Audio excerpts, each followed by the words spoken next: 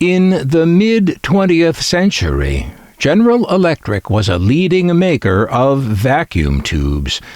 That's a technology that would soon be rendered obsolete by the new transistor, invented in 1947. The transistor was a threat to business as usual at General Electric. What they did about it was, for them, remarkable.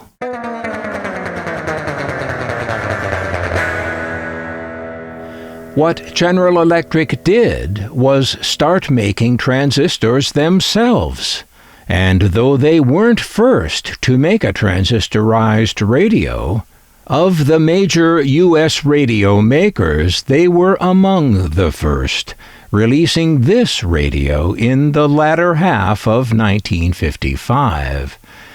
What makes this remarkable is that embracing new technologies was not General Electric's strong suit. But here they were, being actually progressive, even though they were heavily invested in the vacuum tube industry. They called this radio a pocket portable, even if the only pocket it would fit in would be an overcoat pocket. They called it a pocket portable because they knew that people wanted a pocket radio. That was the promise of the transistor, that devices could be made smaller and lighter and even fit in your pocket. GE and other American radio makers would later come to deny this, claiming that nobody wanted a pocket radio. But by 1958, Japan was making serious inroads into the consumer electronics business in the U.S. with pocket-sized radios. And GE finally produced this, their first shirt pocket model, in 1960. We've looked at both of these early GE radios in other videos, which you are invited to check out. Though this is a radio to be admired, much of what GE has done over the years has not been so admirable. In my childhood, one of my heroes was Thomas Edison. Well, Edison was one of the founders of General Electric, which was incorporated in 1889 as the Edison General Electric Company. Just 3 years later, in 1892, one of those financial elites we hear so much about these days, this one named J.P. Morgan, manipulated his way into the company's management and shoved aside my hero, Edison, and then got the board to take his name off the company, too. And that's why it's General Electric and not Edison General Electric, as originally named. I learned this when I was older, after I had already formed an overall opinion of GE based on observations I'd made since the 1950s. That opinion was that most General Electric products I saw, like radios, TVs, and appliances, were pretty clunky looking compared to others. The products I saw weren't sleek or techy or even friendly. Just maybe mundane is the word. Things made just for the money, not for the love of it, the way Edison did things, or Walt Disney, or Steve Jobs. Now, there are always exceptions, and look at this. This General Electric clock is a thing of modernistic beauty for sure, and as such a real outlier in their product line. I think this may have something to do with the fact that this clock also bears the name Teleron. I have to wonder, did GE even design this clock, or did Teleron? As it happens, this clock appeared not too long after GE acquired a majority stake in the Teleron company. As you can see here in this pre-GE Teleron clock, They knew how to make beautiful things. So I'm guessing here, but it makes sense to me that this co-branded clock was made during a window of time when GE hadn't yet gotten around to firing all the talented designers there at Teleron. No, management at GE didn't seem to value art and design very much, most of the time. As some of my regular viewers may recall, the radio I dubbed the ugliest radio of all time in another video is a GE.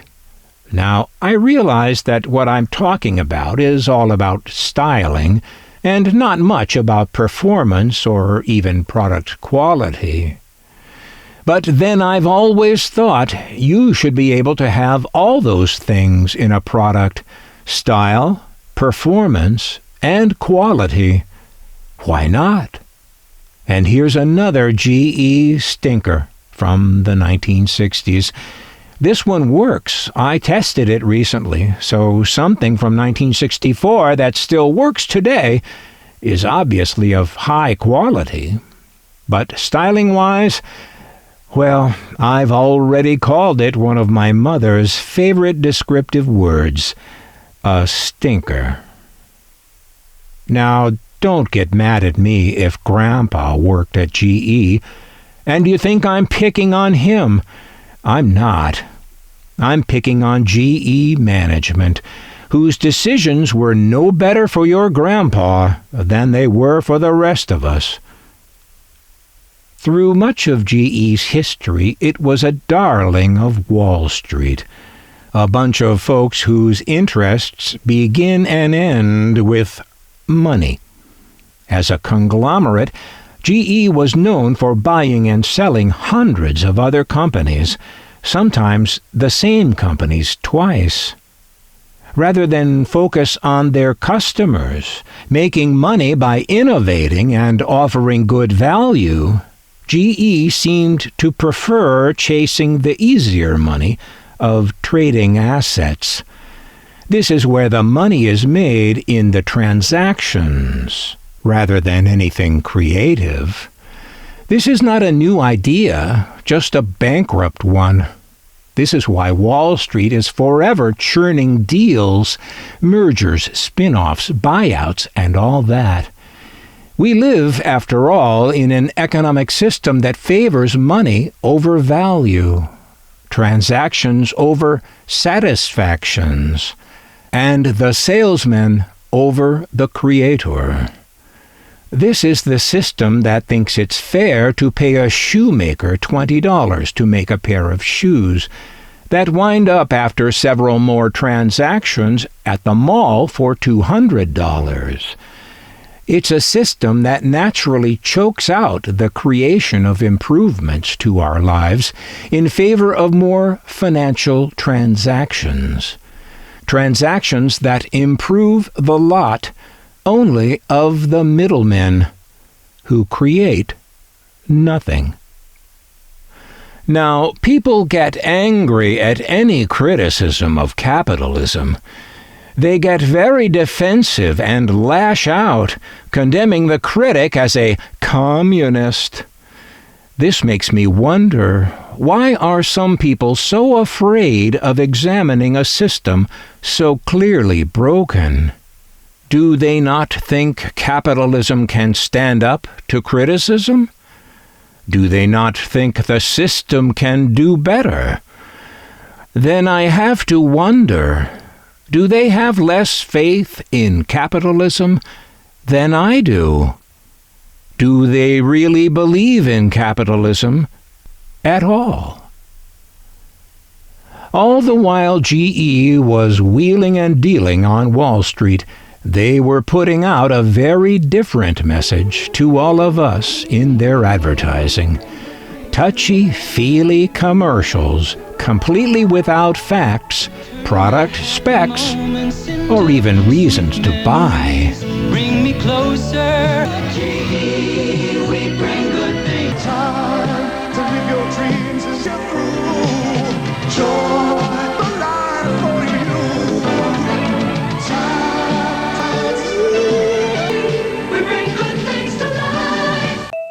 future Americans will have all the electricity they need to live better electrically and to help preserve the peace of the world. This means a better, more satisfying life for us all. For over one... Oh, look, they even trotted out Edison.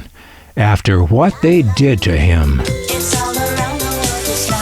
Now here's another general... Yes, GE was a leading purveyor of that smarmy kind of advertising known as lifestyle advertising. These ads don't deal in facts or information for your use in rational judgment. They deal instead in images and emotions.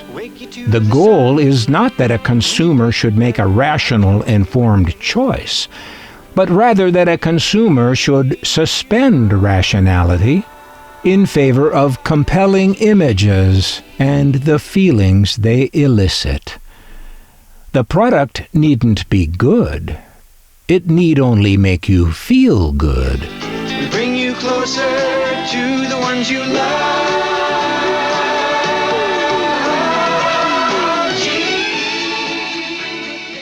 I think GE's biggest contribution to technology in these years, with commercials like this, was to popularize the TV remote control with a mute button. Pretty nice business to be in. We bring you closer to the ones you love.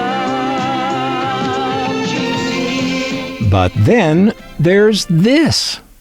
I was lucky to find this great sign in a flea market years ago.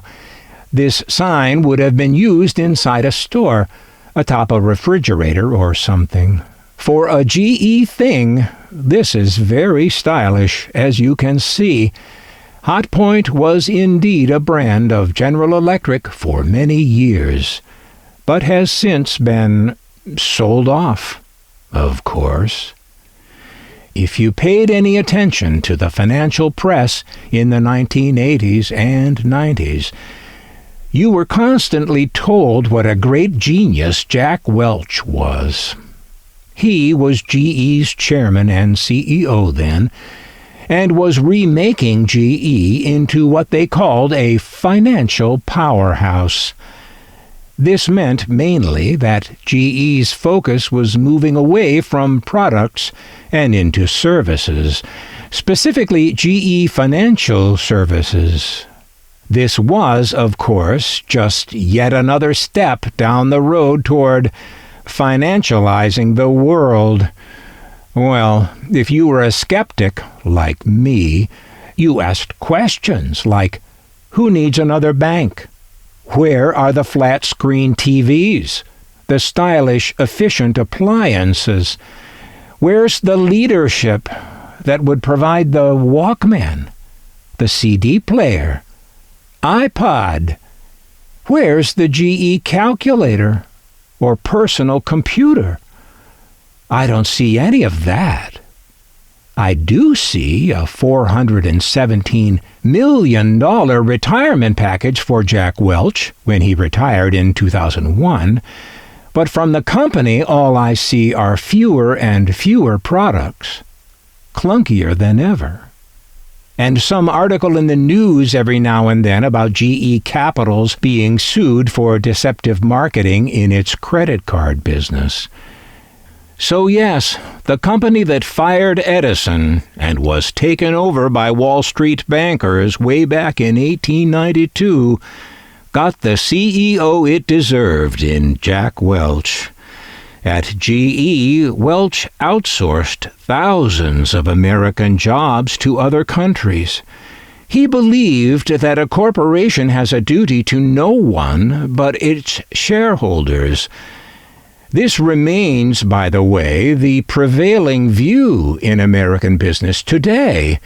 It's just as popular as it is sociopathic.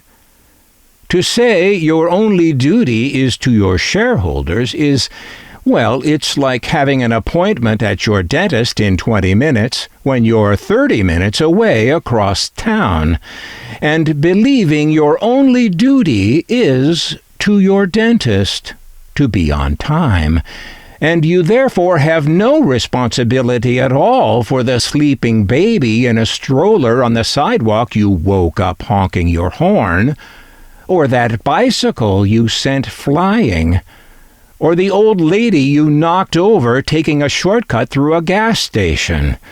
No, your only responsibility was to be on time at your dentist. None of the wreckage in your wake matters at all. Then there's this. While problems loomed for years at GE's nuclear reactors at Fukushima, yes, that was them. While this was going on, GE was focused instead on its Wall Street deals and was busy sending out late payment notices to its credit card holders. What we're talking about here is the financialization of everything. It's how late-stage capitalism is killing itself. It's what happened at General Electric, and to bring it closer to home, it's why your town doesn't have a Sears anymore, or a Western Auto, or any of the other places you miss, places that weren't run by faceless conformist corporations, but places that were different and friendly and smelled like roasted peanuts or tires. Look around and see those empty lots and those boarded-up buildings where those good, useful businesses used to be. Most of those places we miss were involved, at the end, in corporate restructuring transactions. Those pushing such transactions often told a pretty story, holding out hope to worried employees and a concerned public. The pretty story involved rebirth, greater efficiency, more and better jobs for the community. But while the transactions made a lot of money for those pushing them, the promises made proved to be as empty as your vacant Sears.